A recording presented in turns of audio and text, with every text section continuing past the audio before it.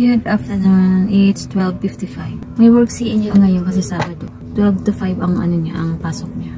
Inatid ko siya, tapos pumunta ako sa kabila. Tapos ngayon, nandito kami sa Home Depot para magbayad ng utang ni Vianan.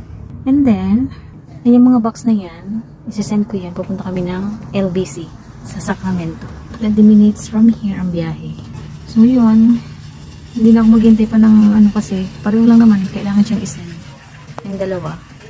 Magkaibang ano siya, magkaibang address sa mga kapatid ko. Para sa mga kids, halos ang namalingan. 1:33 PM, andito na kami sa Stockton. Dito kami dumaan.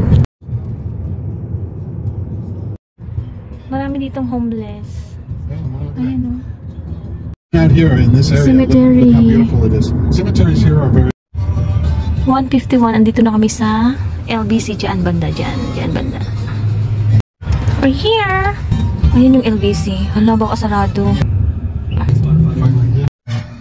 What time is it? 4:06. Galing kami Seafood City. Bumili ng something. Bumili ng ensaymada. Tapos kumain ng halo-halo. Yeah! Siopaw! And pauwi na kami kasi. Labas na July 5. Susundin siya.